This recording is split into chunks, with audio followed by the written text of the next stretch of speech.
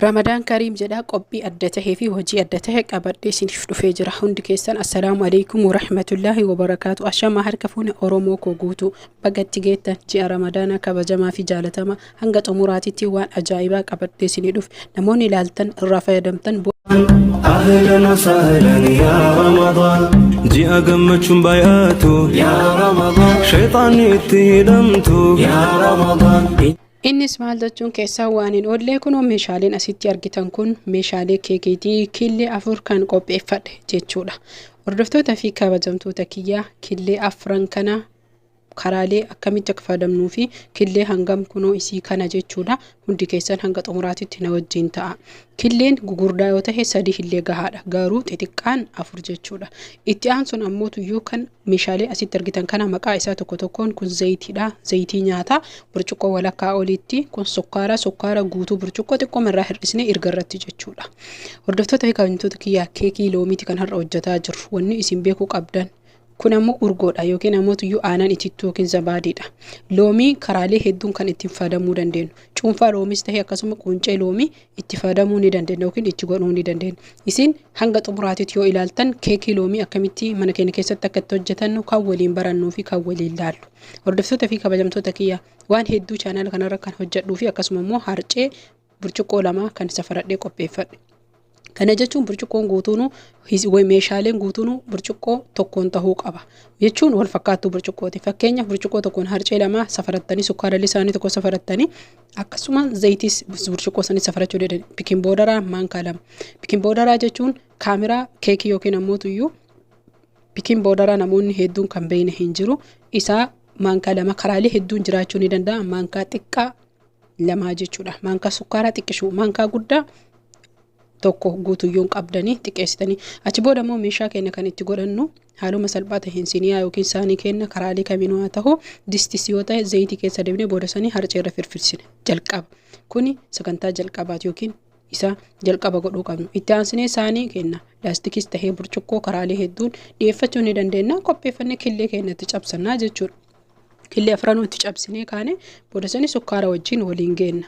Haa ta'u malee wanni isin asirratti beekuu qabdan namni komuyyuu kan mana keessa taa'ee godhachuu danda'uu fi akkasuma immoo warroonni alarraa bittan keekii haala salphaa ta'een mana teettanii hojjetachuu akkasuma immoo tuyyuu qophiilee adda addaa irratti dalaguu ni dandeettanii killee 4 keenya ergatti cabsinee sukkaaratti daballee waliin geenna.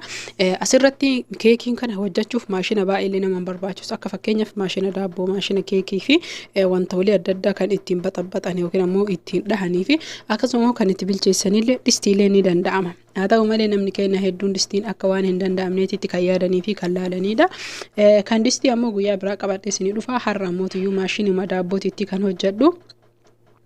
Erga kana haala kanaan waliin geennee jennee sukkaaraa fi killee qofa zayitii keenya itti godhanna jechuudha. Dabareedhaan hunda isaatuyyuu kan itti goonu kunoo hordoftoota fi kabajamtoota kiyyaa jalqabaa fi killee akkasuma sukkaara zayitii maashina maabiraatiitiin hojjetuu ni dandeettan.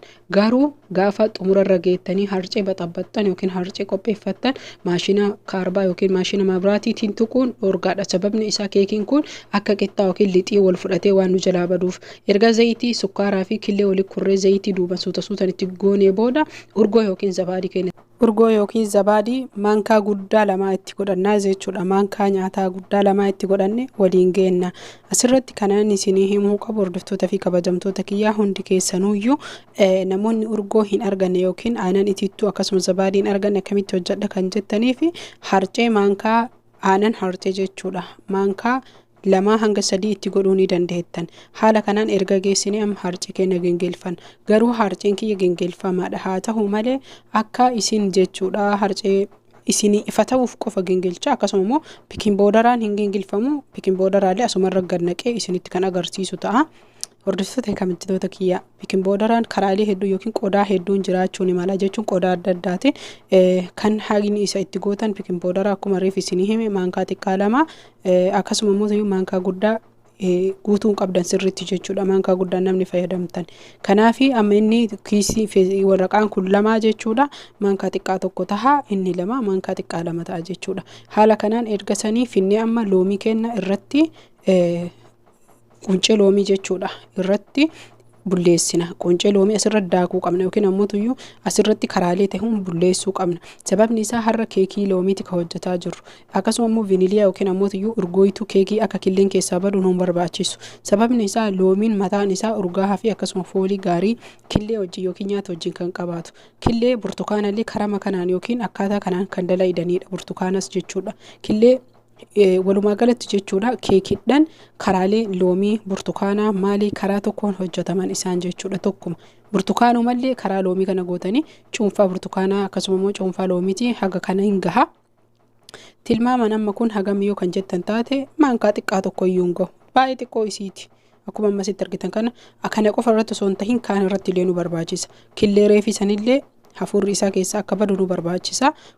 Kunoo killee sanirratti amma kan daakaa jiru isinii mul'ata jedhee abdiin qaba. Akkasuma mootu baay'ee dadhabee jira, sagaleen kiyyallee laafee jira, na of kolchaa jedha. Dhugaa rabbii jechuudha bakka viidiyoo hojjedhu irratti waan hojjedhu fakkeenyaaf faxara yookiin ammoo tuyyuu nyaata ululuuqii irratti waan tokko kan dhihaatu waan hedduu dalagamu keessaa tokko isiniif waraaba jedhee abdiin qaba.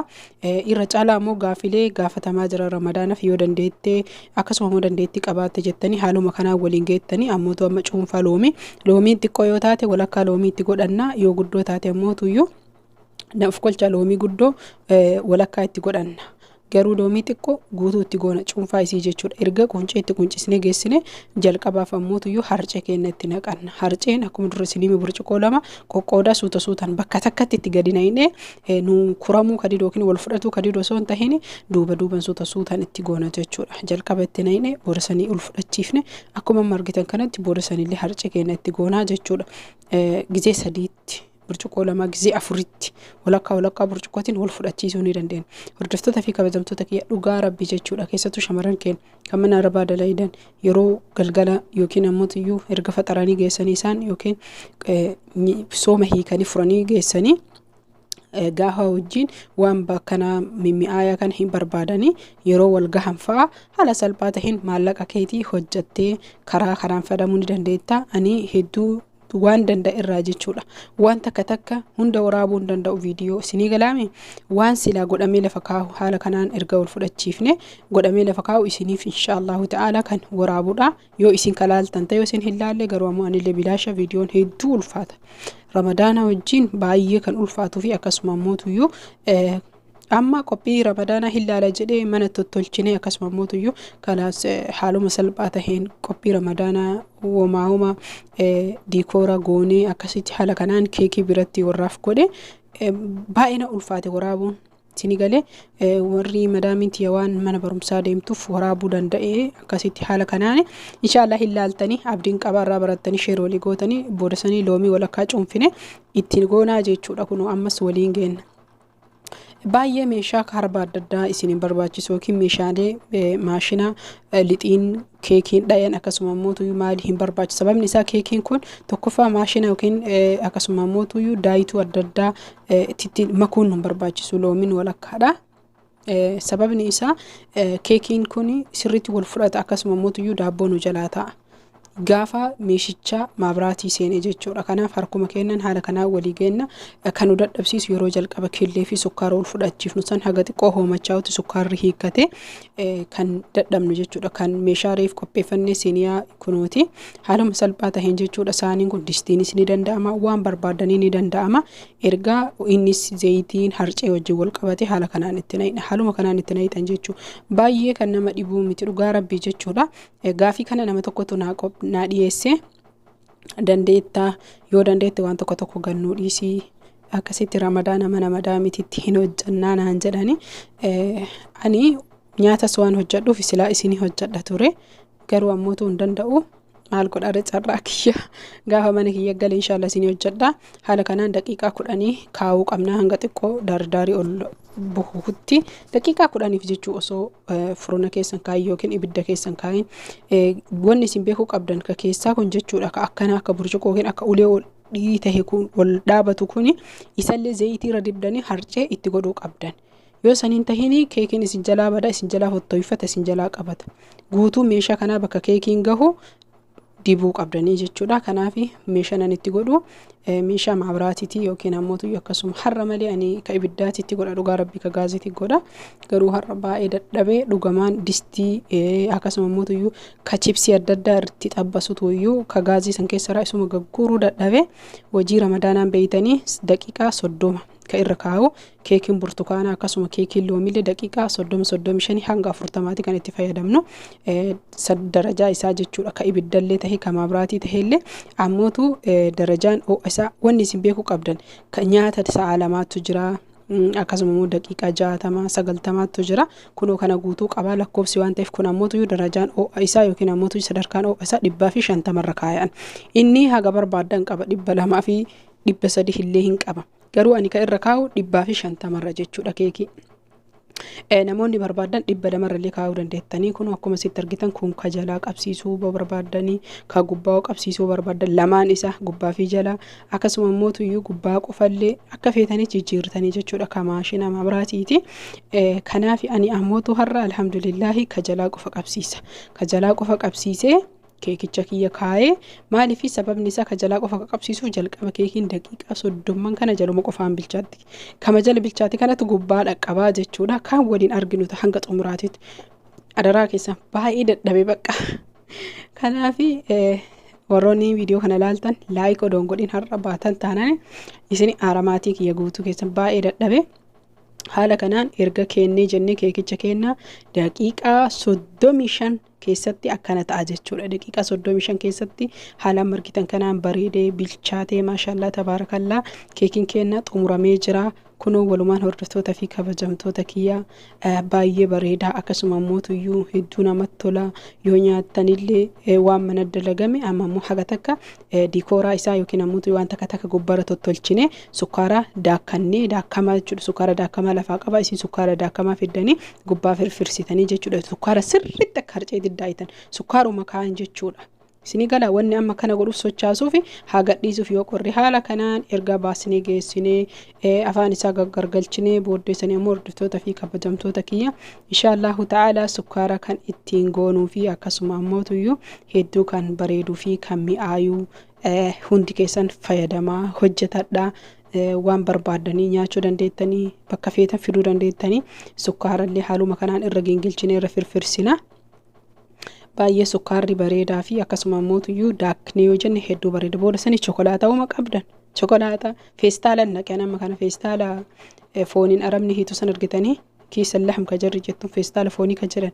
Isan naqee isa sanii chokolaataa Nutellaa dhaasile ka ijoolleen nyaattu san Nutellaa haala kanaan kun sukkaaraa fi Nutellaa qofaan diikooraa isaa hojjedhe maashaallah hin bareedu mee ijuma teessanii ilaala. Kanaaf namoonni jaalattan subscribe like gochuun akkasuma immoo viidiyoo kana share gochuun namni jaalattan qofti jechuudha. Viidiyoo kana hedduu viidiyoo irra laffa'ee baay'ee dadhabee sa'aatii meeqa addaan kutaa wallahi dhugaa isinii himu yeroo hedduu addaan kute viidiyoo kana jechuudha. Kanaaf kunoo haala kanaan keekii kiyya hojjedhee jira. Garuu keekiin kun baay'ee kan dadhabbii hedduu qabuu fi akkasuma immoo jaalattan jedhee abdii qabu subscribe like share gochuun namoonni like godha. Viidiyoo like godha baay'ee itti dadhabee jira dhugaa Oromoo ko ammas baga itti geettan baga nagaan geettan isiniin jedha. Guutuu maatii Razaan Ooros ta'e akkasuma warroota amantii Islaamaa qaban bahaa fi dhiha kaabaa fi kibba addunyaa kanarra jiraattan baga geettan isiniin jedhe. Ramadaan Kariim ammas rabbiin nagahan kan bara kana kan bara egeree ittiin nu haga horaa bulaa subscribe